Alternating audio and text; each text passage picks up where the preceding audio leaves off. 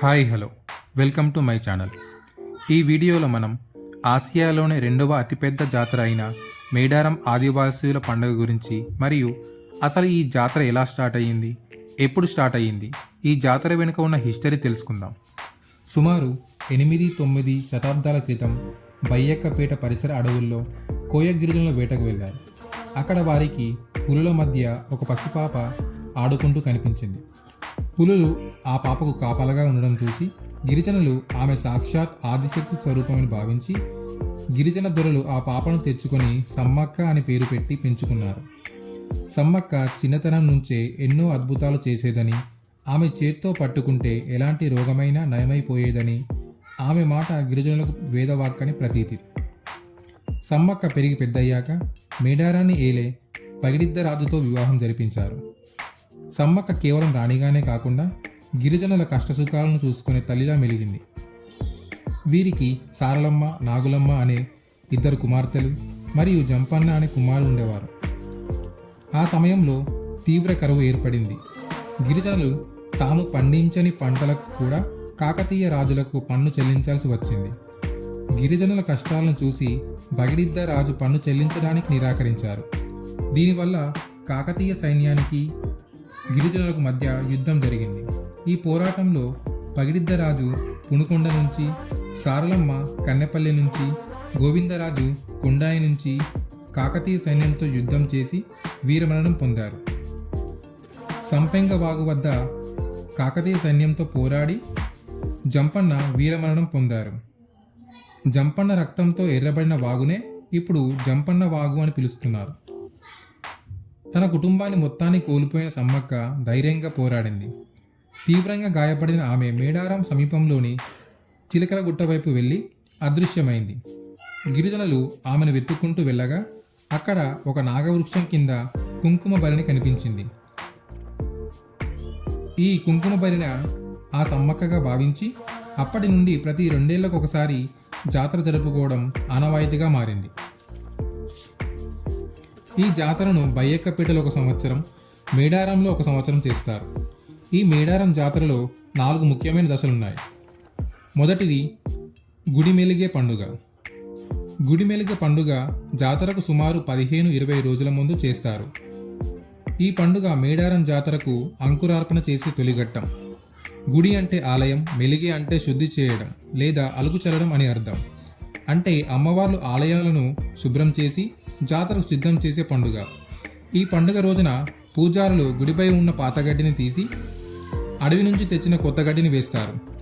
ఆలయం లోపల బయట ఆవు పేడతో అలికి రంగురంగుల ముగ్గులతో అలంకరిస్తారు. అమ్మవార్లకు ఉపయోగించే పాత్రలు, పూజ సామాగ్రిని పవిత్ర జలంతో కడిగి శుభ్రం చేస్తారు.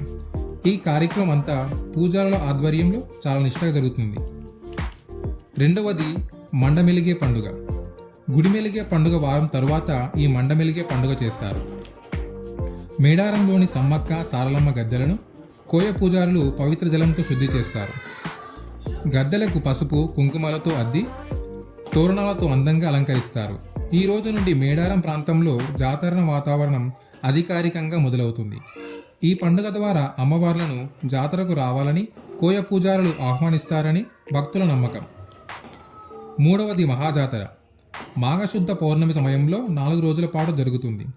మొదటి రోజు సారలమ్మ ప్రతిమను మేడారానికి సుమారు 4 కిలోమీటర్ల దూరంలో ఉన్న కన్నెపల్లి గ్రామం నుండి తీసుకొస్తారు. అమ్మవారిని ఒక వెదురు బుట్టలో ఉంచి పసుపు కుంకుమలతో అలంకరిస్తారు. పూజారులు ఈ ప్రతిమను తమ తలపై పెట్టుకొని కన్నెపల్లి నుండి జంపన్న వాగు గుండా బయలుదేరి సాయంత్రం సమయానికి కాలినడకన వచ్చి మేడారంలోని గద్దెపై సారలమ్మను ప్రతిష్ఠిస్తారు. సారలమ్మతో పాటు సమ్మక్క భర్త అయిన పగిడిద్దరాజుని పునిగొండ నుంచి, సారలమ్మ భర్త అయిన గోవిందరాజుని కొండాయి నుంచి ఊరేగింపుగా గద్దెల వద్దకు తీసుకొస్తారు. రెండవ రోజు చిలకలగుట్ట నుంచి సమ్మక్క అమ్మవారి రూపమైన కుంకుమ భరిణను కోయ పూజారులు తీసుకొస్తారు.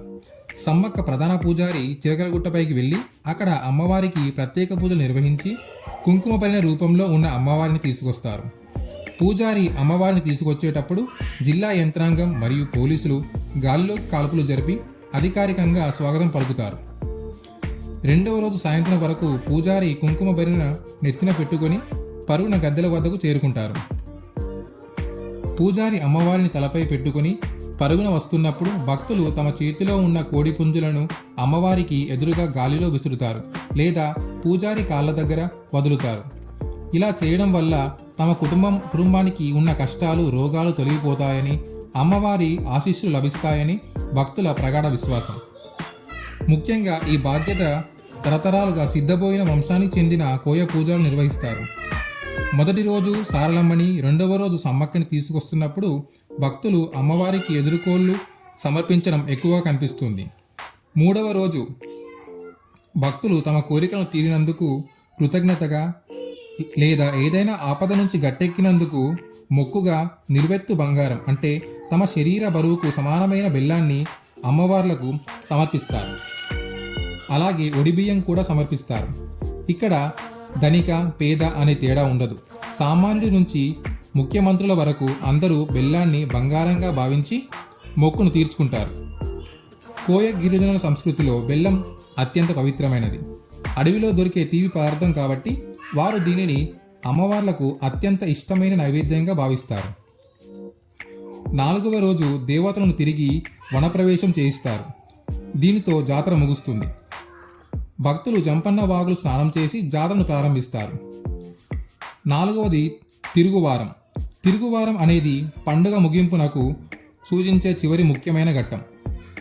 ప్రధాన జాతర ముగిసిన సరిగ్గా వారం రోజుల తర్వాత జరుపుకుంటారు.